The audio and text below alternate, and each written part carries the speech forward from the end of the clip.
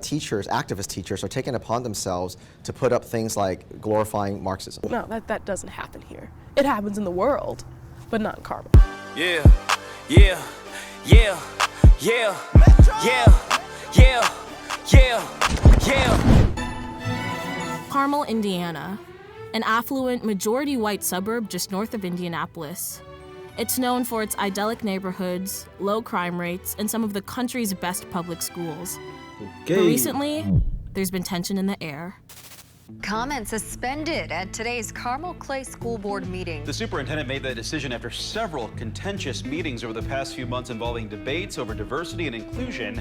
In early 2021, Carmel Clay Schools brought in diversity, equity, and inclusion initiatives, known simply as DEI, a program that seeks to combat structural racism. Since then, a battle has erupted. Between those Growing up, like the schools I went to, we never had problems like this. So it's so interesting to watch it all like it all like happen now that I'm like getting a little older. But what are your thoughts on issues like this? Because I really want to know. that welcome the changes, and others who see it as leftist indoctrination of their children. You have lost sight of your responsibilities to educate our children. Parents are learning, watching, and taking action. I think what's most troublesome was the harassment teachers and specific board members were getting at their homes. It's a conflict that has spread from local Harassing teachers? How do you even find a teacher's home? How do you even get that information? I thought that would be like private. So that means people are going out and like actively seeking the addresses of teachers to harass them. school board meetings to a culture war dividing parents across the country. They don't care what we think, they don't care what we say, they don't care how we feel. These are government schools to indoctrinate children against their parents. Oh. This is such a sensitive... In the quiet enclaves of Carmel, one man is leading the fight against these progressive changes. Alvin Louis came to Indiana to escape the leftist indoctrination he claims was taking over his home in California. He leads Unify Carmel, an organization working with local parents to fight against DEI, something that he believes might sound neutral, but is in fact associated with critical race theory, a concept that sees racism as an indelible part of American society and law. And when you have these activist teachers that bring this stuff in, you're literally taking hostage, a captive audience of children. Hi, I'm Amdalat. I'm Alvin Louis. Nice to meet you. Nice to meet you too. Come on in. All right, thank you. What evidence do you have? My personal belief, I believe that schools should be to teach children the basic skills of life. I think issues such as this are at the discretion of parents, and whether I believe in what they're teaching or not, it's not really your concern what I want my child to learn. You should be teaching my child more so analytical skills like reading, writing, grammar, how to communicate, math, science. I believe that should be taught in schools, especially if it's young kids. It feels, the vibe I'm getting from this is that they're referring to elementary schools and probably middle schools. So especially when you're that young, your objective you shouldn't even be touching this topic. It's way more important skills that you need to be teaching kids.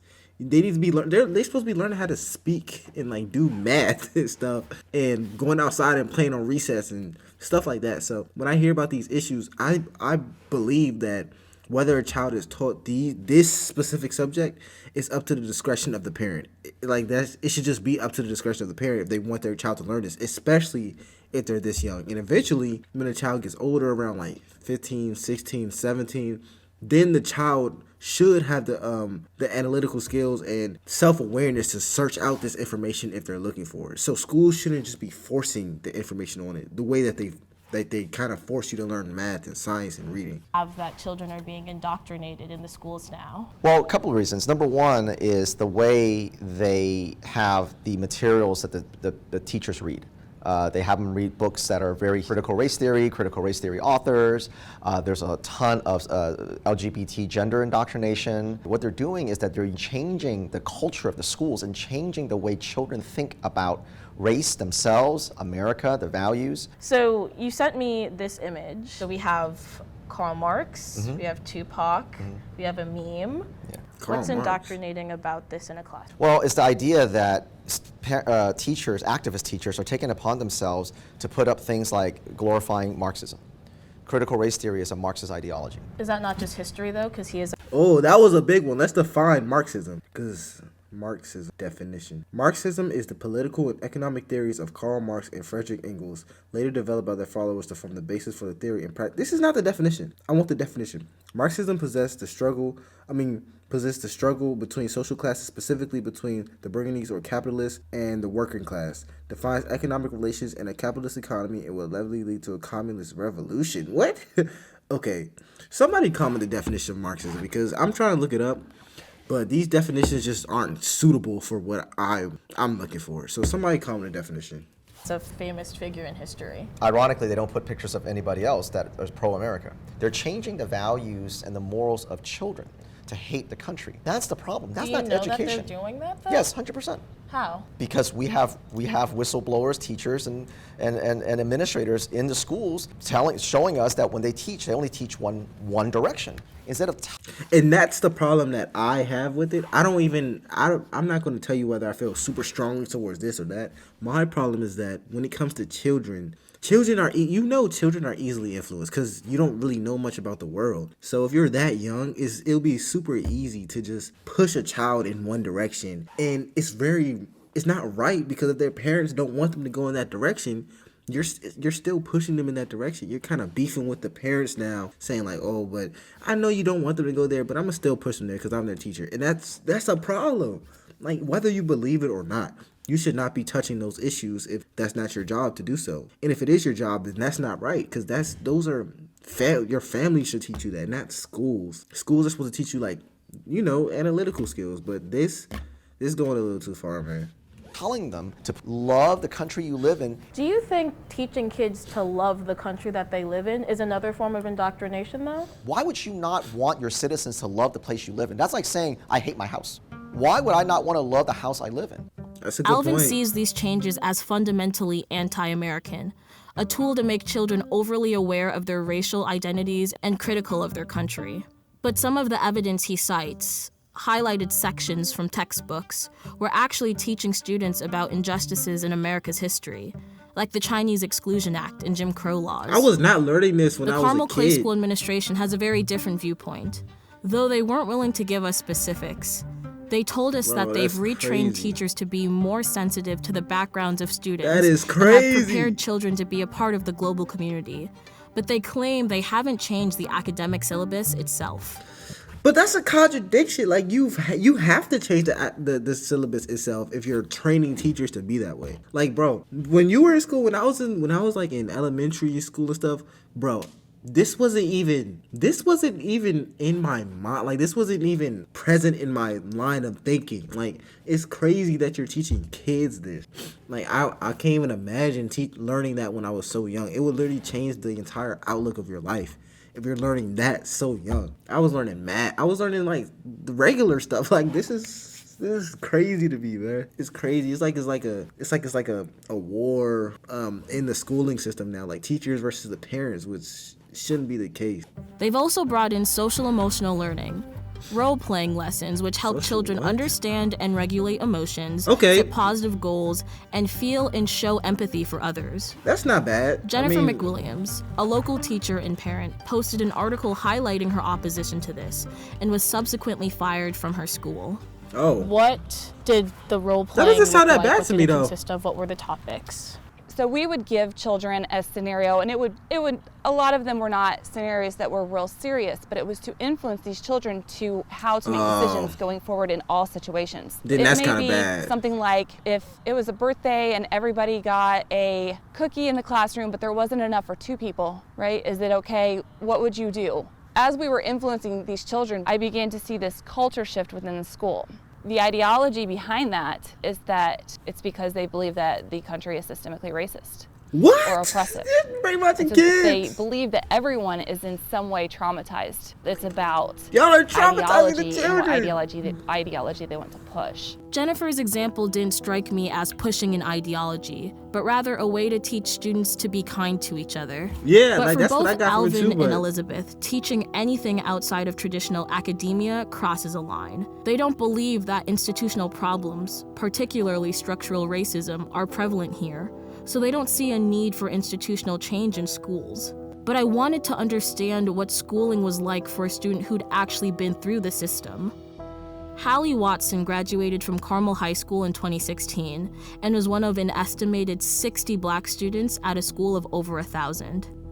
Carmel's in huge denial that racism is even a thing here. Oh. Like, no, that doesn't happen here. It happens in the world, but not in Carmel. No.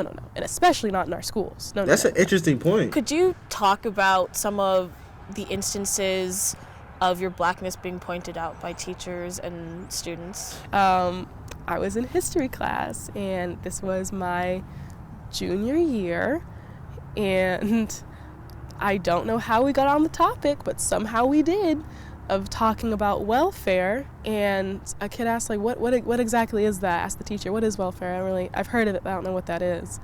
And the teacher's like, well, it's kind of hard to explain. She turned to me, she goes, Hallie, you can explain that, right? Can you explain what welfare is? Oh, that is wild. Black kid in the class, and I was like, I was so caught off guard and shocked that she just so casually expected me to explain it.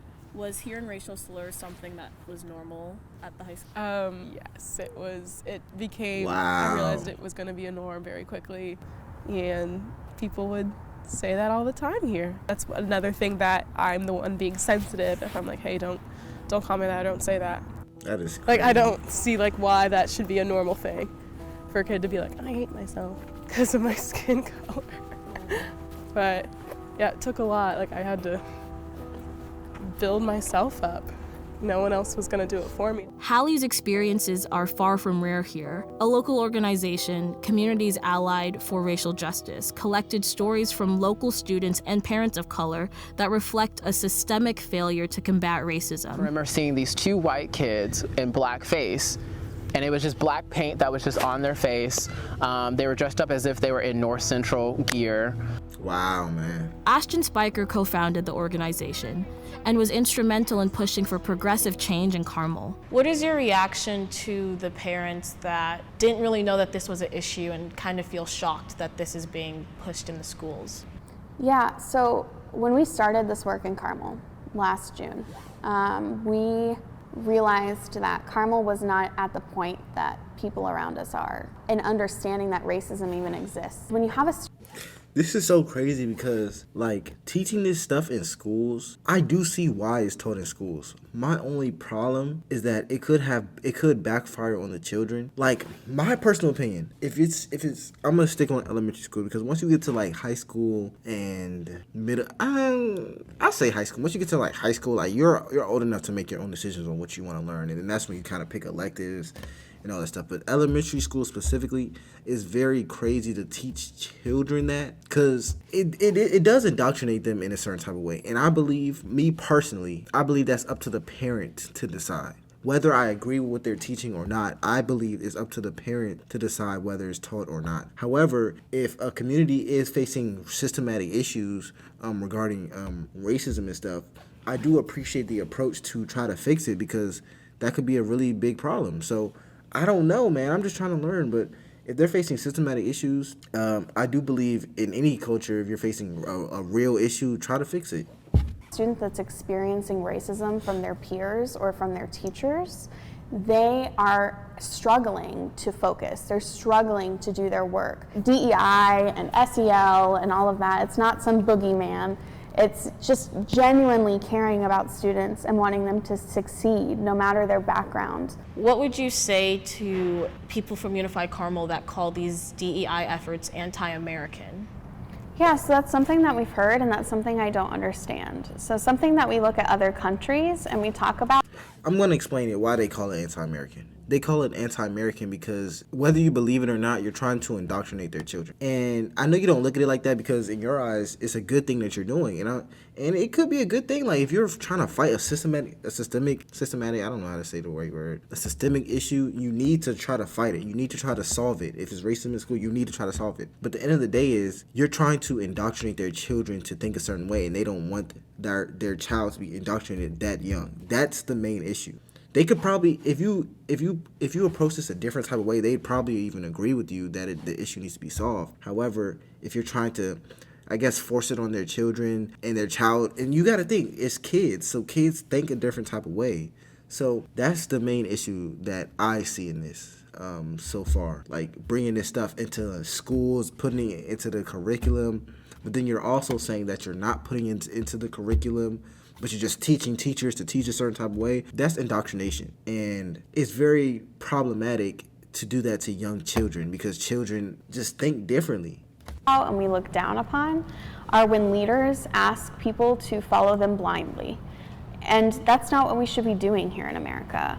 I love America. And I like that she said that she doesn't like when leaders just say follow you blindly. But here's the thing. The schooling system has a very, very large effect on children. And if you're putting these agendas in schools, the children are going to follow you blindly because they look up to you and they respect you. But it's kind of weird because if their parents are saying one thing and then you're saying another thing, or you're probably saying the same thing in different types of ways, it comes to like, wow, which one is right? Well, I'm at school 8 hours a day, so I'm gonna believe my teacher. Then it just causes so many issues, man. But yeah, I definitely agree with the fact that if it's a systemic issue in a school or community, try to face it, try to fight it head on, man. Because we as a nation, we have to do better with that. But yeah, I'm gonna finish this video right here. If you have any more suggestions or comments about this video, comment it down below, and I'll see you on the next one.